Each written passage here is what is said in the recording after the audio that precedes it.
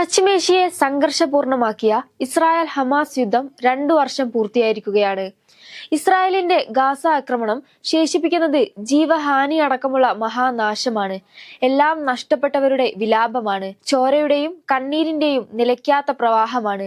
2023 October 7 Hamas തെക്കൻ ഇസ്രായേലിൽ നടത്തിയ മിന്നലാക്രമണത്തിൽ 1200-ലേറെ ഇസ്രായേൽ പൗരന്മാർ കൊല്ലപ്പെട്ടതിന് പിന്നാലെയാണ് യുദ്ധം ആരംഭിച്ചത്. ഇസ്രായേൽ ആക്രമണങ്ങളിൽ 64,000-ത്തിലധികം പലസ്തീനികൾ കൊല്ലപ്പെട്ടു. ദശലക്ഷം പേർ സ്വന്തം മണ്ണിൽ നിന്ന് കുടിയിറക്കപ്പെടേണ്ടി വന്നു. വീടുകളും റോഡുകളും ആശുപത്രികളും സ്കൂളുകളും നശിച്ചു. ഗാസയിലെ 90% അടിസ്ഥാന സൗകര്യങ്ങളും തകർന്നു.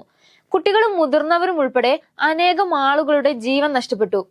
പശ്ചിമേഷ്യയിലെ ഈ സംഘർഷത്തിന് ഒരു ദീർഘമായ ചരിത്രമുണ്ട്. 1917 ബ്രിട്ടീഷ് സർക്കാർ ബാൽഫോർ എന്ന പ്രഖ്യാപനം പുറത്തുവിട്ടു.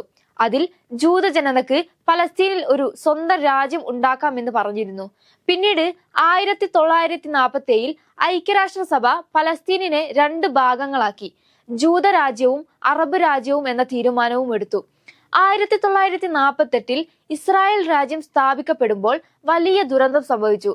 ഏകദേശം 7,50,000 പലസ്തീനികൾ സ്വന്തം വീട്ടിൽ നിന്ന് പുറത്താകേണ്ടി വന്നു.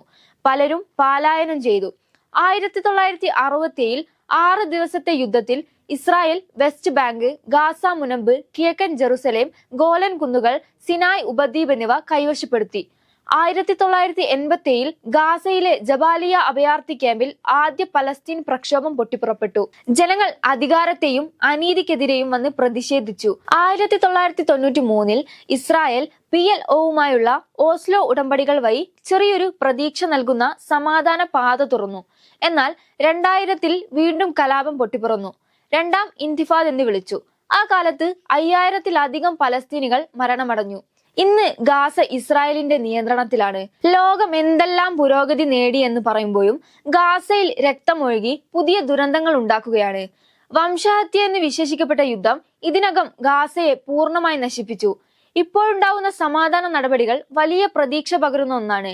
ട്രംപ് മുന്നോട്ട് വെച്ച ഗാസ സമാധാന പദ്ധതിയിലെ ചില കാര്യങ്ങൾ ഹമാസ് അംഗീകരിച്ചു. പദ്ധതി ആരംഭിക്കാൻ തയ്യാറാകുമെന്ന് ഇസ്രായേൽ പ്രധാനമന്ത്രി ബെഞ്ചമിൻ നെതന്യാഹുവിന്റെ ഓഫീസ് അറിയിക്കുകയുണ്ടായി. ഹമാസ് എല്ലാ ബന്ദികളെയും മോചിപ്പിക്കാനും ഗാസയുടെ ഭരണപരിചരണം പലസ്തീൻ വിദഗ്ധർക്ക് കൈമാറാനുമാണ് സമ്മതിച്ചിരിക്കുന്നത്. എന്നാൽ ആയുധം ഉപേക്ഷിക്കേണ്ടെന്ന കാര്യത്തിൽ അവർ സമ്മതിച്ചിട്ടില്ല. ഹമാസ് ഗാസയുടെ ഭാവിയിൽ പങ്ക് തുടരുമെന്നും മറ്റ് നിർദ്ദേശങ്ങൾ പലസ്തീൻ അറബ് ചർച്ചകളിലൂടെ തീരുമാനിക്കുമെന്നും അറിയിച്ചു. ബന്ദികളെ മോചിപ്പിച്ചതിന് ശേഷം ഇസ്രായേൽ സൈന്യം ഭാഗികമായി പിന്മാറണമെന്നാണ് ട്രംപ് പദ്ധതി പറയുന്നത്. പക്ഷേ ഹമാസ് സൈന്യം പൂർണ്ണമായി ഗാസ വിട്ടുതരണമെന്നും ആവർത്തിക്കുന്നു. ഗാസയുടെ ഭാവിയിൽ അവർക്ക് പങ്ക് തുടരണമെന്നും പലസ്തീനിലെ രാഷ്ട്രീയ പരിഹാരത്തിലും അവർക്ക് പങ്ക് വേണമെന്നുമാണ് ഹമാസ് പറയുന്നത്. യുദ്ധവിരാമം എത്രയും വേഗം ഉണ്ടാവാൻ കൊതിക്കുകയാണ് ലോക മനസാക്ഷി. മുൻകാല അനുഭവങ്ങൾ എന്നാൽ ആശങ്ക ഉണ്ടാക്കുന്നു.